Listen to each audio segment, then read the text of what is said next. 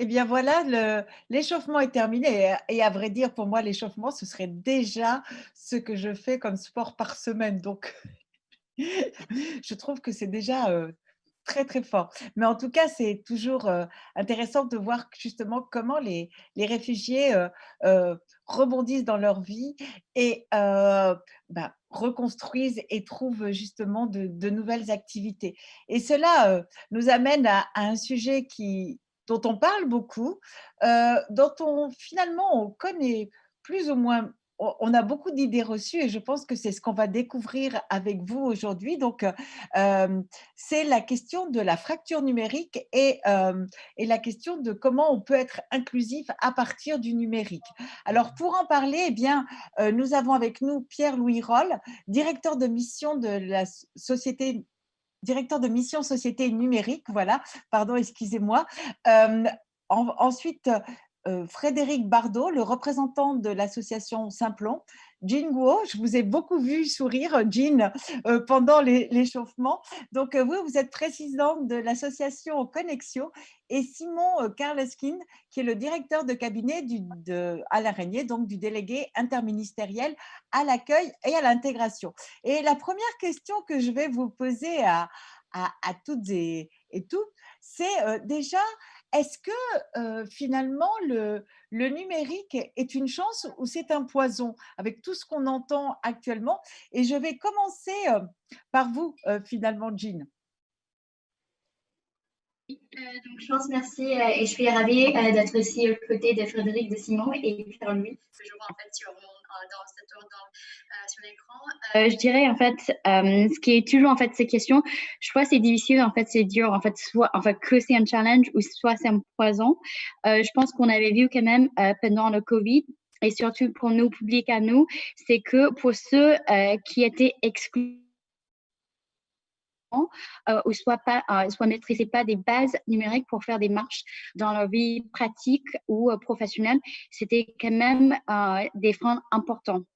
Donc, juste pour donner une idée, chez nous, parmi nos publics, on avait fait justement un sondage pour mieux connaître leurs besoins. La plupart de nos publics, ils ont des smartphones, mais par exemple, il n'y a pas tous qui ont une connexion stable. Et parmi ceux qui n'ont pas une connexion stable, il y a 4 sur 5 de nos apprenants qui ont dit qu'ils avaient besoin de la connexion pour faire des démarches ou des choses vraiment basiques pour accéder à des services en ligne. Et donc, je pense pour nous aujourd'hui, je pense qu'il y a beaucoup de potentiel derrière. On voit que de plus en plus, en fait, on va aller vers un monde encore plus digitalisé. Avec le Covid, on avait vu qu'il y avait beaucoup de choses qui pouvaient être faites en ligne. Et on parle beaucoup aussi des métiers de demain, qui va être les compétences de demain. Et je pense nécessairement, en fait, ça va inclure les compétences numériques. Mais pour ne pas oublier en fait, les personnes qui sont les plus vulnérables, les plus précaires, il faut commencer pour les embarquer tous dans cette journée, dans cette aventure ensemble. Et pour ça, il faut commencer à assurer qu'il n'y a pas en fait, des personnes laissées de côté parce qu'ils n'ont soit pas l'équipement, la connexion, ni les compétences pour aller vers ce monde de demain. Oui, et d'ailleurs, vous, Frédéric Bardot, je crois que vous êtes particulièrement sensible à la question de l'accès à l'emploi et cette utilisation, en tout cas cette exigence de plus en plus forte de passer par le numérique, peut-elle être une entrave justement à l'emploi, à l'accès à l'emploi? Oui, complètement, bah, vous avez raison, hein, c'est à la fois le poison, et le remède. On dit aussi beaucoup dans le numérique que la technologie, elle est ni bonne, ni mauvaise, ni neutre. Donc, pour l'employabilité, ça peut être à la fois effectivement le manque de compétences numériques fondamentales, ça peut être un vrai frein, bah, déjà pour accéder à ses droits, mais aussi pour trouver un job et pour faire ses démarches de recherche d'emploi et etc. Mais ça peut être aussi un formidable ascenseur social puisque quand on dispose de compétences numériques, de base, mais aussi peut-être plus évoluées, comme on peut le faire à Simplon, où on forme effectivement des gens qui deviennent des professionnels du numérique.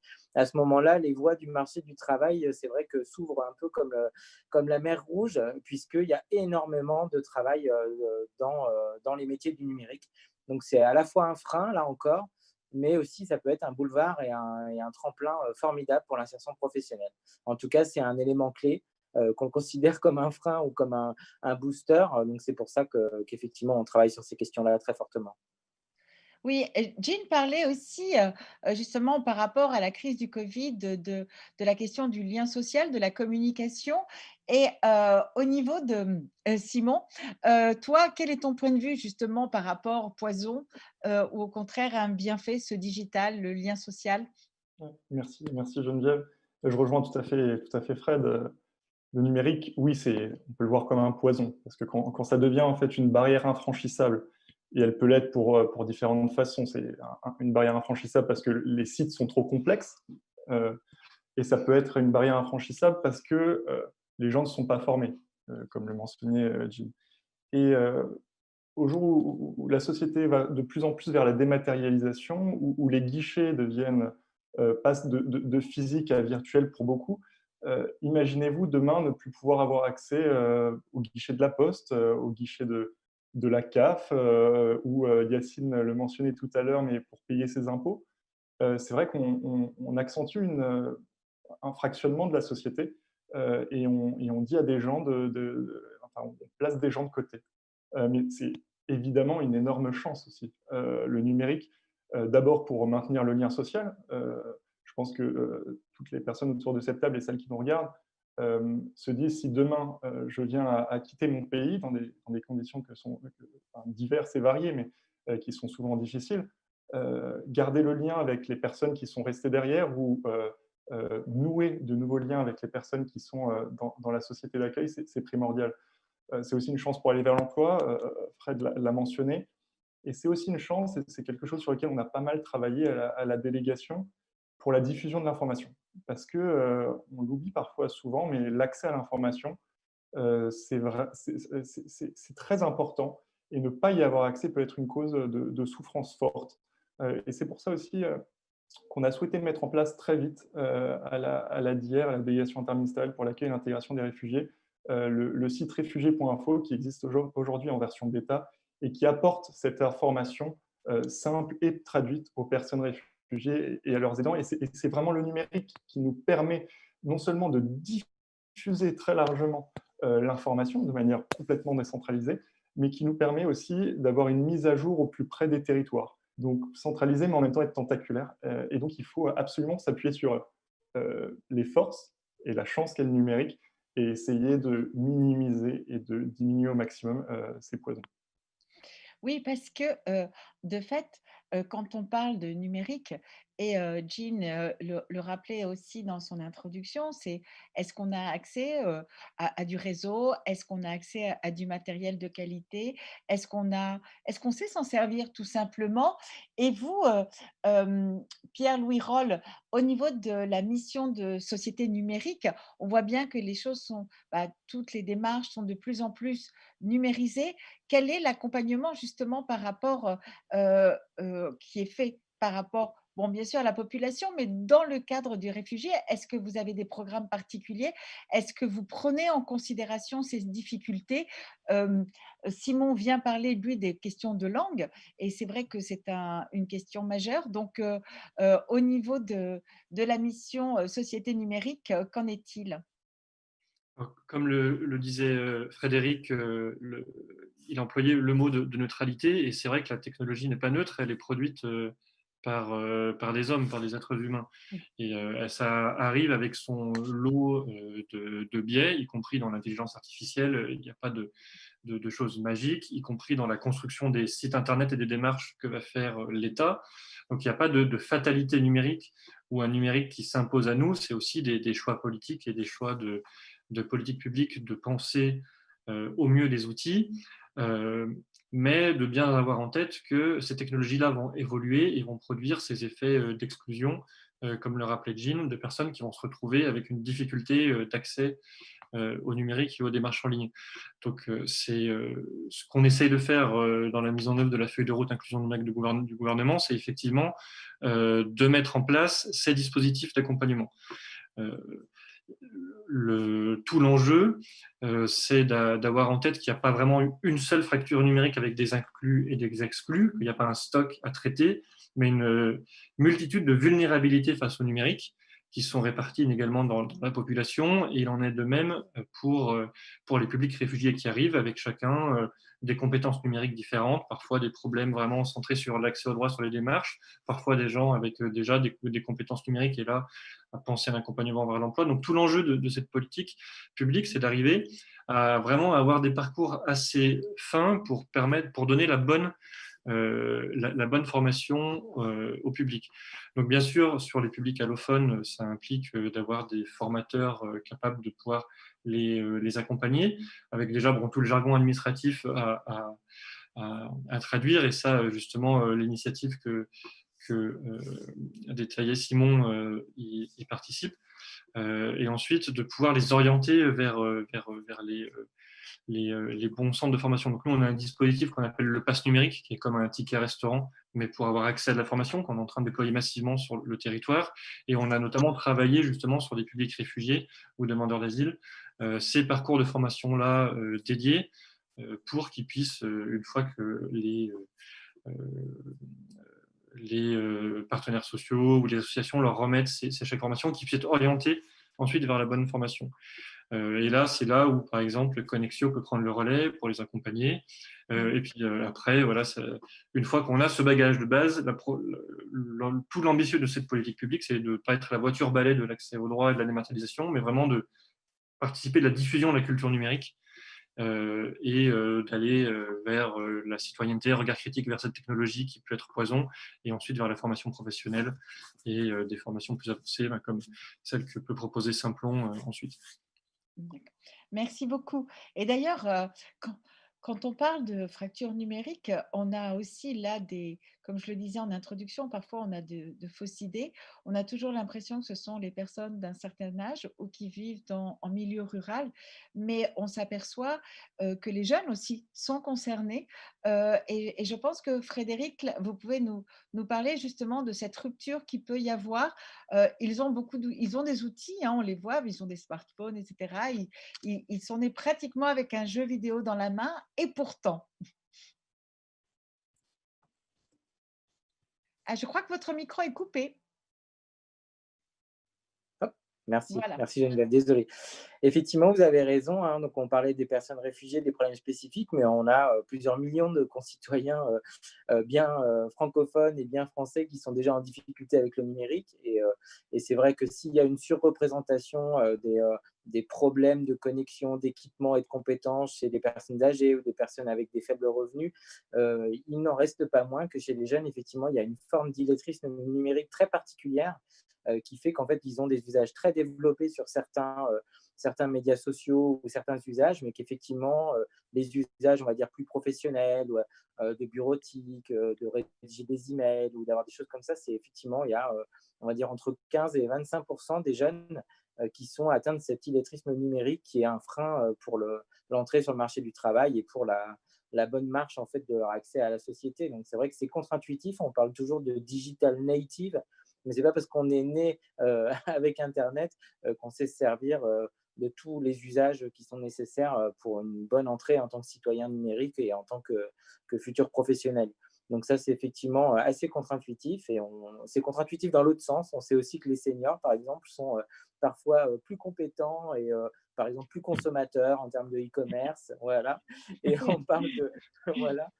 Donc effectivement, c'est ça. Et puis après, voilà, effectivement, quand on est jeune et personne réfugiée, ben voilà, on cumule, on va dire, des choses aussi, puisque la problématique de l'illettrisme numérique peut se rajouter des problématiques de langue, effectivement, ou de design, hein, parce que Pierre-Louis l'a dit sans le dire, mais c'est vrai qu'on a certains sites internet, pas forcément que de l'État, hein, d'ailleurs, parce qu'il n'y a pas que l'État qui dématérialise, qui sont aussi très, très mal fichus. Et donc, pour le coup, si vous rajoutez le problème de la langue, le problème des usages, et puis aussi le problème que les services ne sont pas toujours très bien faits en fonction des utilisateurs, on l'a tous expérimenté, bah ouais, vous avez la triple peine.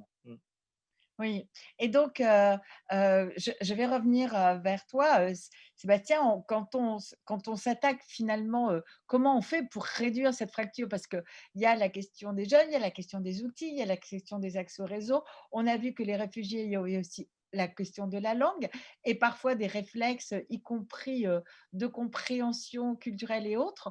Donc comment, au niveau de la DIER, vous prenez ça à bras le corps?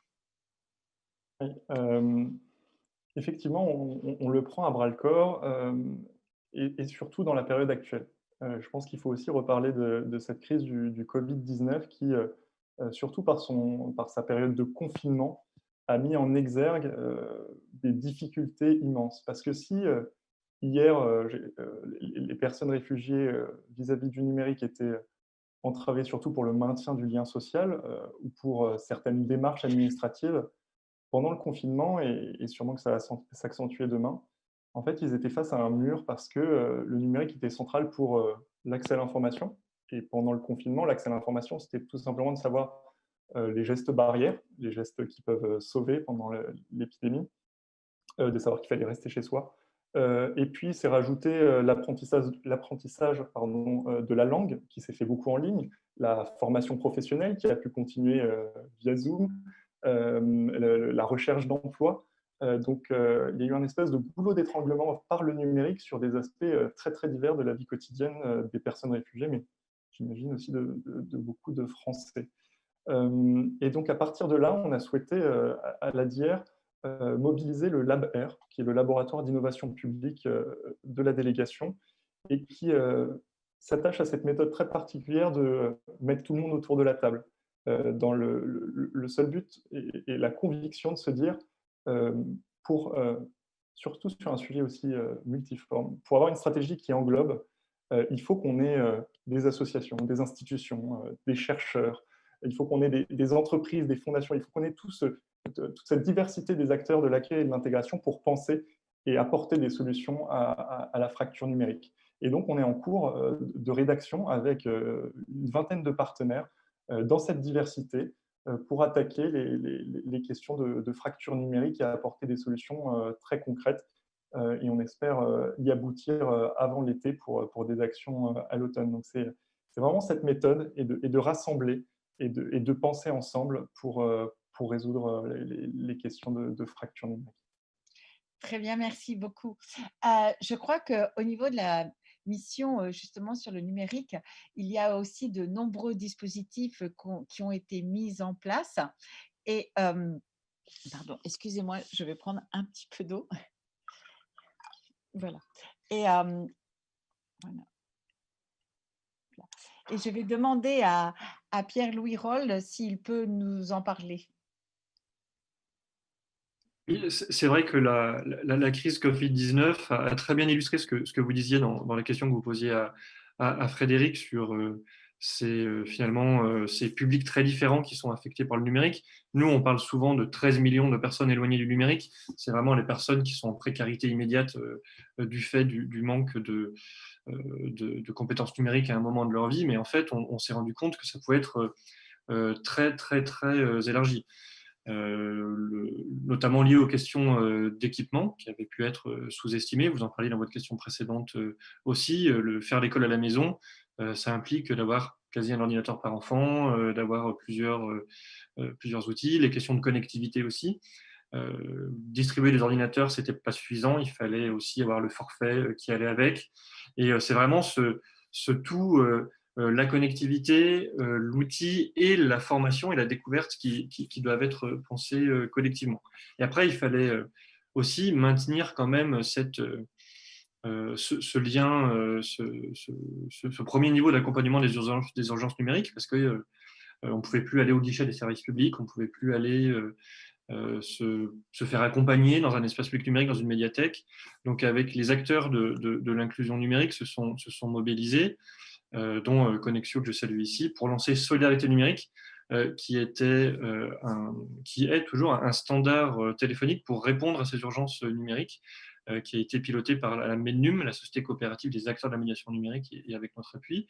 Et là, on a eu plus de 16 000 appels traités durant la crise pour avoir cet accompagnement aux démarches en ligne. Donc, c'était à la fois les démarches de l'État, comment je vais avoir accès à mes droits CAF, etc. Mais comme le rappelait Fred aussi, c'est pas que l'État qui dématérialise, et c'est comment est-ce que je garde le lien avec ma banque, comment est-ce que mes petits-enfants m'ont parlé que WhatsApp existait, comment est-ce que j'installe cette chose, ou alors comment est-ce que je me connecte à mon ENT, à mon Moodle quand je suis étudiant, etc. Donc c'était vraiment une assez grande diversité de population pour des usages assez différenciés, et c'est ce qu'a montré aussi cette expérience-là, et qui repose aussi la question de l'accompagnement humain face au numérique, même si c'était par le truchement d'un standard téléphonique, c'était déjà beaucoup plus encapacitant, si vous me permettez d'utiliser ce terme, qu'un chatbot ou de suivre un tutoriel, même si on avait toute une démarche de tutoriel aussi. Donc voilà, c'était ce dispositif, Solidarité numérique,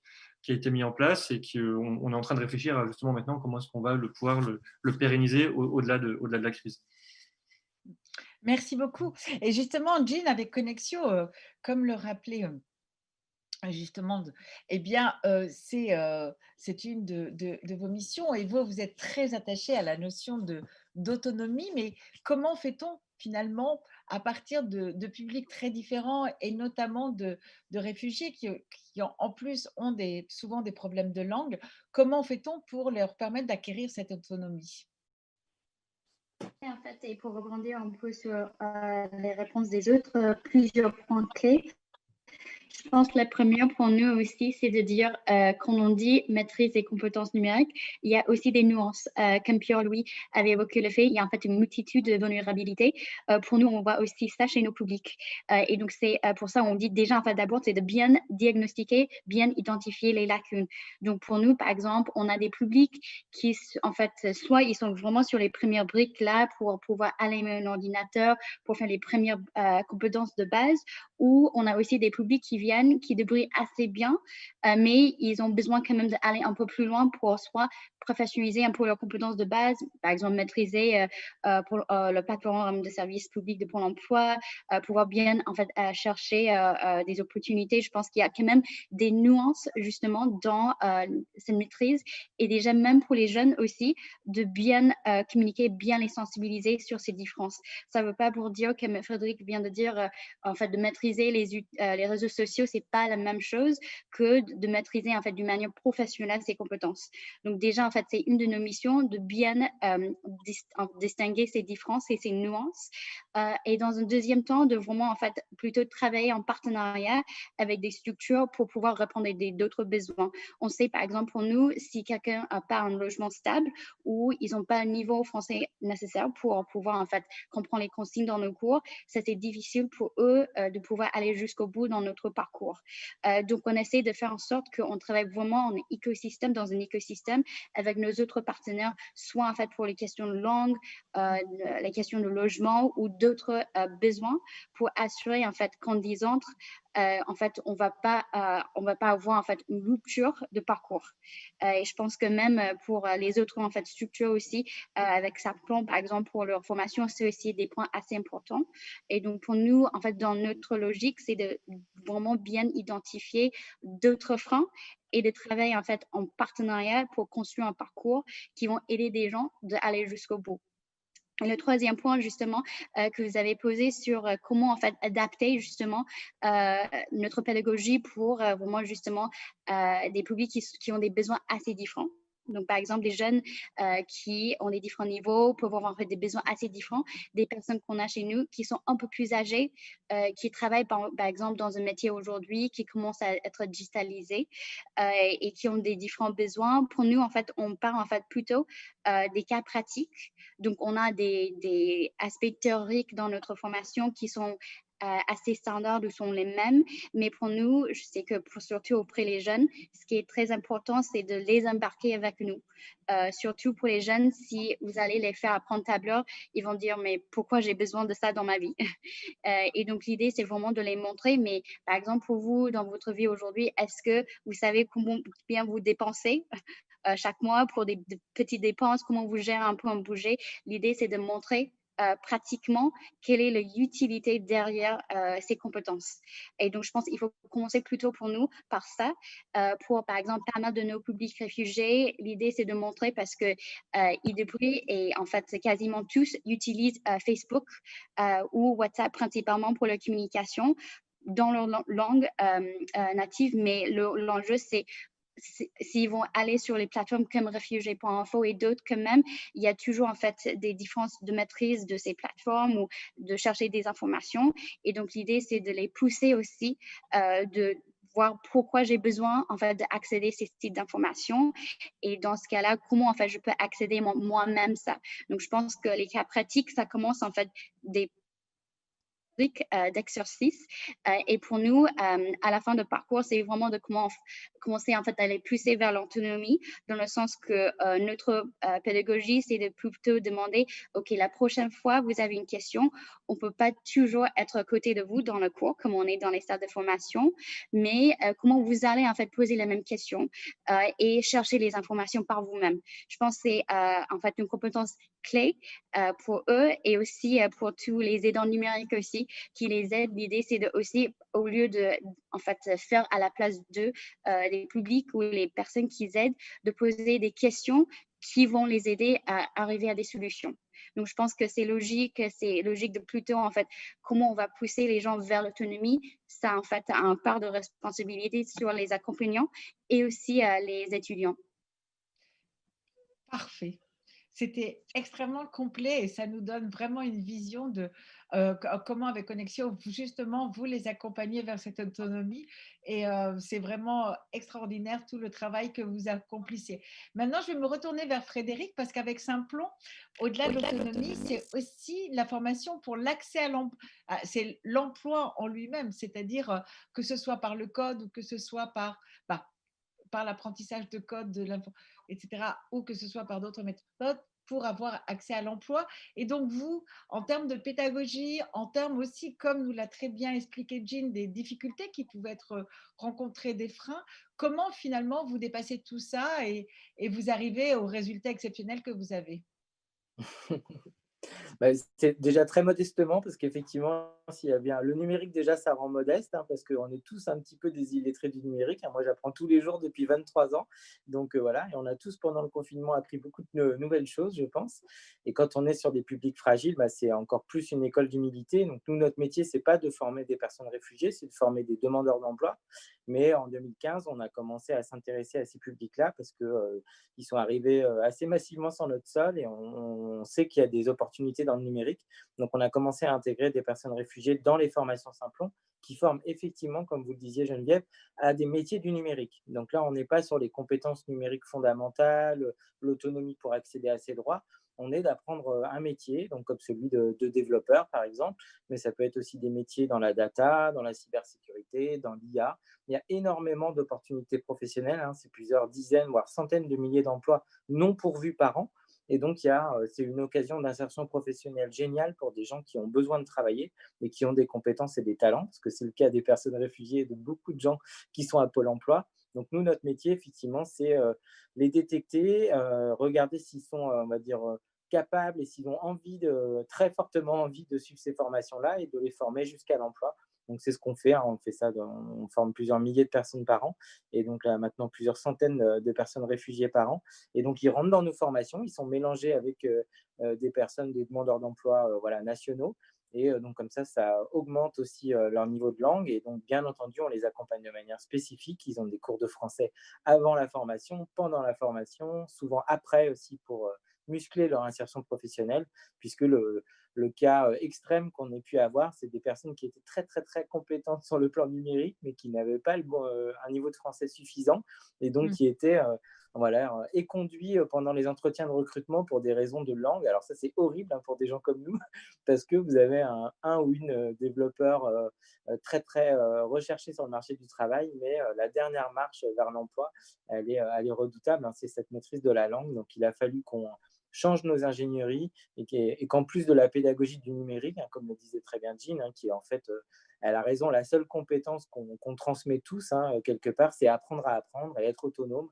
Ça, c'est vraiment la compétence clé hein, qu'on doit tous avoir, mais c'est encore plus vrai, effectivement, pour des personnes qui sont en difficulté d'insertion, déjà dans les sociétés d'accueil et d'insertion professionnelle. Donc, on a rajouté les cours de français et puis de prendre en compte, comme le disait Jean aussi, les difficultés d'hébergement, pourquoi pas des problèmes de santé, la situation aussi psychologique particulière dans laquelle on peut être quand on a quitté son pays. Donc voilà, il a fallu réinventer le modèle de Simplon pour qu'il soit opératoire sur des publics réfugiés, primo-arrivants.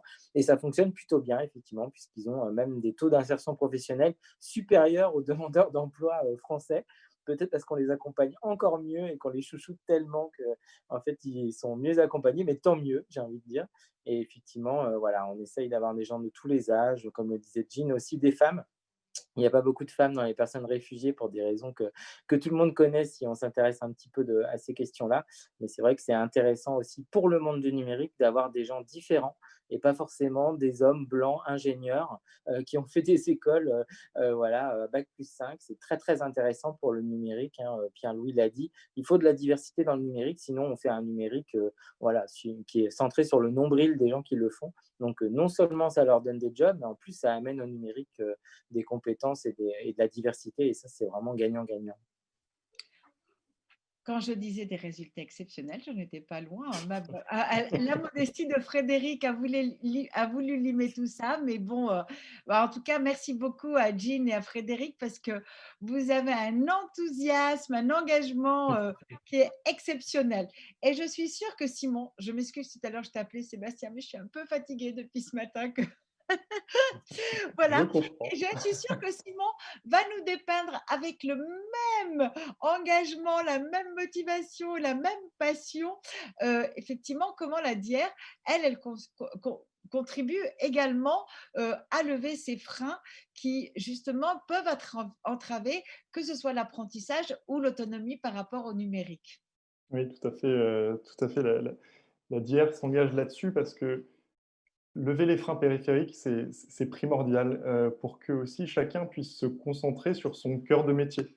C'est-à-dire que toute la pédagogie que peuvent mettre en place des acteurs comme Simplon ou Connexio, ça serait dommage de le diluer, de le perdre dans de l'accompagnement social à des démarches ou que la personne soit aussi dans... parce que quand vous ne savez pas où vous dormez le soir, quand vous avez des problèmes de logement, ou que vous êtes constamment en déménagement, vous avez du mal à vous projeter dans la formation, à se projeter vers l'emploi. Voilà, il faut quand même une certaine tranquillité d'esprit pour pouvoir s'attaquer à ces nouveaux défis pour beaucoup et qui peut aller jusqu'à l'emploi. Donc il faut attaquer ces freins périphériques et la clé, c'est oui, au niveau national, on peut structurer, et ça j'aimerais revenir là-dessus, sur cet écosystème qui est incroyable sur le numérique, mais les solutions, elles doivent se trouver dans les territoires.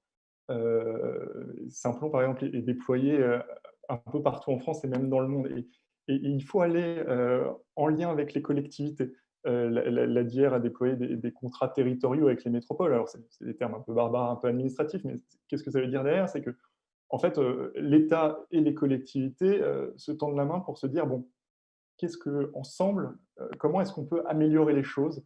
Au niveau national, on a une expérience qui permet de déceler les bonnes pratiques, de voir ce qui peut marcher à un endroit ou à un autre. On partage ça, et puis au niveau des territoires, c'est la connaissance fine des acteurs de terrain qui peuvent, à un moment, résoudre le problème de la langue, à un autre endroit, le problème du logement ou de l'accès à l'emploi.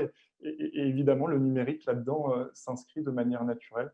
Et il faut aller jusqu'au bout. Donc, on engage ce dialogue avec les régions et sur la stratégie de lutte contre la fracture numérique dont je parlais tout à l'heure et qu'on est en train de définir sur les différents axes qu'on a parlé tout à l'heure, mieux comprendre les usages, le matériel, la connectivité, la formation et la médiation aux usages numériques. Nous, on aura à cœur de venir avec ce cadre et de poser la question aux collectivités, mais dans un lien de confiance, et de se dire mais comment est-ce qu'on vient l'appliquer par rapport aux spécificités que vous avez chez vous. Sur quel aspect est-ce qu'il faut insister? Est-ce que c'est plus sur la connectivité? Est-ce que c'est plus sur le matériel? Est-ce qu'il faut juste mieux comprendre les usages? Mais en tout cas, il n'y a pas une solution unique. On l'a vu, c'est vraiment multiforme, avec des défis qui vont de j'ai pas de connexion à je ne sais pas me servir de l'outil. Donc, il faut rentrer à ce niveau de détail et être dans la dentelle pour adresser les sujets. Et un dernier point sur cet écosystème qui est incroyable, parce que là, on parle de la fracture numérique, mais la question, c'est aussi de s'interroger, est-ce qu'on peut le résoudre? Et je crois, avec le travail qu'on a commencé à la DIER et l'enthousiasme de Pierre-Louis, de Jean et de Frédéric Lemonde, c'est que oui, on peut y arriver. Parce qu'il y a un écosystème qui est aujourd'hui assez mûr. Pour avoir fait des réunions avec des acteurs spécialisés de la médiation numérique, Simplon Connexion, mais aussi Emmaüs Connect, la Num et d'autres, mais aussi des opérateurs associatifs plus généralistes dans l'accompagnement, France Terre d'Asile, Habitat Humanisme, la Croix-Rouge. On se rend compte que ça converge et qu'on peut y arriver si on met tout le monde autour de la table avec cet écosystème qui est aujourd'hui, et je crois, mûr pour proposer des solutions concrètes et aller toujours plus loin et résoudre toujours plus cette fracture numérique. Waouh! Ah bah, j'avais raison de dire qu'on aurait le même niveau d'engagement et de passion, pas de problème.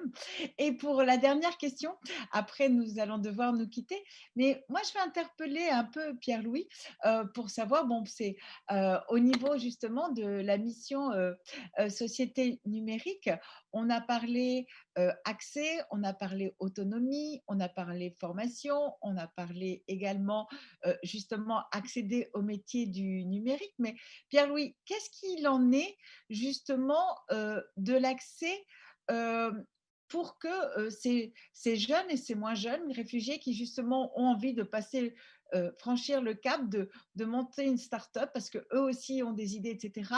Est-ce que finalement, au niveau du secrétariat d'État au numérique, eh bien, c'est quelque chose qu'on intègre et qu'on peut faciliter? Alors, oui, je suis moins un spécialiste dans l'entrepreneuriat, mais effectivement, dans tout l'écosystème French Tech, il y a des dispositifs pour accompagner l'entrepreneuriat à la fois des réfugiés, apporter plus de diversité au sein des profils qui vont créer des startups et devenir entrepreneurs. Mais pour nous, la clé, c'est la question des territoires, comme le disait Simon. Parce que justement, il faut qu'on arrive à intégrer de plus en plus ces formations d'inclusion numérique, cette première marche qu'est l'inclusion numérique, avec ces programmes qui vont amener à l'entrepreneuriat, qui vont amener à l'artisanat, qui vont amener à la découverte de la fabrication numérique. Donc, se pose vraiment la question du maillage territorial et des lieux et des structures dans lesquelles on va penser cet apprentissage. Parce que c'est fini quelque part le temps des lieux mono-usage où on avait la salle internet, où on allait se connecter, qu'on allait apprendre à faire. Il faut qu'on arrive vraiment à hybrider ça si on veut faire aussi du numérique un levier de développement territorial, comme le suggérait Frédéric. C'est-à-dire un lieu où on va arriver parce qu'on a une difficulté à faire une démarche en ligne, ou parce qu'on a besoin de se connecter, parce qu'on n'a pas d'équipement, mais qui sont un lieu où aussi il y a un Fab Lab, un lieu de fabrication numérique, où il y a aussi un incubateur de start-up, où il y a un lieu de coworking. Donc tout ce maillage des tiers-lieux est très important pour que les populations se croisent, pour que les populations se brassent, et là que naissent aussi des aventures locales, qu'elles soient associatives, qu'elles soient entrepreneuriales, ou qu'elles permettent de découvrir d'autres parcours de formation.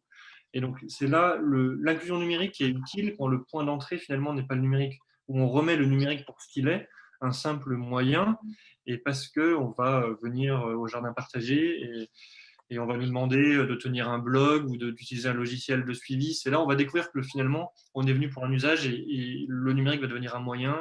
Et petit à petit, on va tirer la pelote des compétences numériques. Donc, on aura réussi quand on va travailler avec les régions, avec les départements, avec les collectivités, avec tous les entrepreneurs de territoire, qu'ils soient associatifs, qu'ils soient entrepreneuriaux, pour voilà, arriver à créer ce nouveau brassage. Et c'est là où finalement, on va épouser les formes du numérique, de décentralisation, de connexion.